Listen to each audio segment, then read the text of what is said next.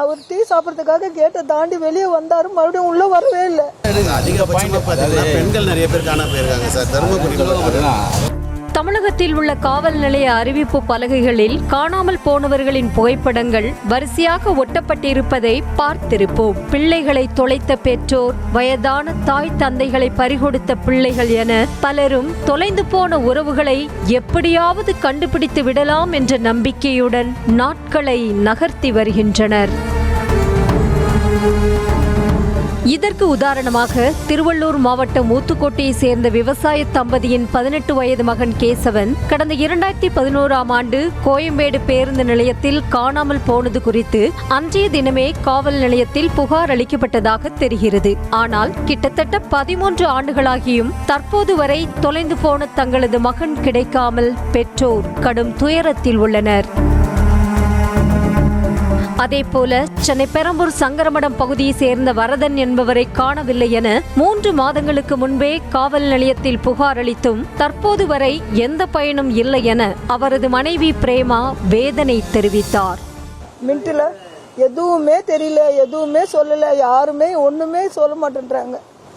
எங்க போனாருன்னு தெரியல. வயசானவர், அவங்க வீட்டுல எல்லாம் ஒருத்தவங்க காணாம போனா தேடுவாங்கல்ல, பெரிய இடத்துல இருந்தெல்லாம் காணாம போனா எங்களுக்கு ஆதரவு இல்லாம தானே போலீஸ் ஸ்டேஷனுக்கு போய் நாங்க சொல்றோம். அவங்க எதனா ஒரு ஸ்டெப் எடுக்கணும்ல. இது மாதிரி காணாமல் போனவர்கள் மீட்கப்படுகிறார்களா என்பது குறித்து அறிவதற்காக சமூக ஆர்வலர் சசிகுமார் தகவல் அறியும் உரிமை சட்டத்தில் விவரங்களை கோரினார். அதில் கடந்த 2013ஆம் ஆண்டு முதல் தற்போது வரை காணாமல் போனவர்களில் சுமார் 6000 பேர் கண்டுபிடிக்கப்படாமல் இருப்பதாக தெரிவிக்கப்பட்டுள்ளது. ஒரு டிஸ்ட்ரிக்ட்லயும் நிறைய பேர் காணாம போயிருக்காங்க. சுமார் ஒரு 100 பேர் வச்சாலே தமிழகம் முழுவதும் 6000 பேர் என் கணக்குப்படி. இப்போ அவங்க என்கிட்ட கொடுத்துருக்கிறது 15 மாவட்டத்திலே 3000 பேர் காமல. எல்லா ரெக்கார்ட்ஸ் இருக்கு. இன்னைக்கு நேரம் இன்னைக்கு கமிஷனர் கிட்ட நார்த்து சவுத்து 2 பேர்கிட்ட அடிஷனல் கமிஷனர் கிட்ட சென்னைக்கு மட்டும் கொடுத்துருக்கேன். சென்னையில் எனக்கு தெரிஞ்சு இப்போ 1500லேருந்து 1800 பேர் இந்த 12 டிஸ்ட்ரிக்ட்ல காணாம போயிருக்கலாம். காவல் நிலையங்களுக்கு வரும் புகார்களில் 70% பேர் மட்டும்தான் மீட்கப்படுவதாகவும் மீதமுள்ள 30% மக்கள் மீட்கப்படாமல் அந்த புகார் கிடப்பில் போடப்படுவதாகவும் சமூக ஆர்வலர் சசிகுமார் குற்றம் சாட்டினார். அதாவது காணாம போறவங்க இப்போ சுமார் ஒரு 100 பேர்னா அதுல ஒரு 70 பேர் தான் கண்டுபிடிக்கிறாங்க.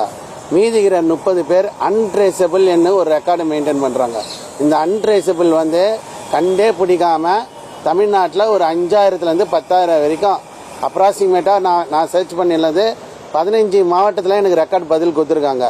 அந்த 15 மாவட்டத்தில் என்கிட்ட இருக்கிறபடி என்னுடைய டீட்டெயில்ஸ் படி 3000 பேர் போலீஸ் அன்ட்ரேசபிள் அக்கௌண்ட்டை ட்ராக் பண்ண மாட்டாங்க. ஒவ்வொரு காவல் நிலையத்திலும் எண்ணற்ற நபர்கள் மாயமானதாக போலீசார் வழக்கு பதிவு செய்தாலும் அவர்களில் ஒரு சிலர் மட்டுமே மீட்கப்படுகிறார்கள் என்ற தகவல் மக்களை அதிர்ச்சியடைய செய்கிறது. எனவே இந்த விஷயத்தில் தமிழ்நாடு அரசும் காவல்துறையினரும் தனி கவனம் செலுத்தி மாயமானவர்களை பத்திரமாக மீட்பதற்கு தேவையான நடவடிக்கைகளை மேற்கொள்ள வேண்டும் என்பதே பொதுமக்களின் கோரிக்கையாக உள்ளது. செய்திகளை உடனுக்குடனும் துல்லியமாகவும் தெரிந்து கொள்ள சப்ஸ்கிரைப் பண்ணுங்க.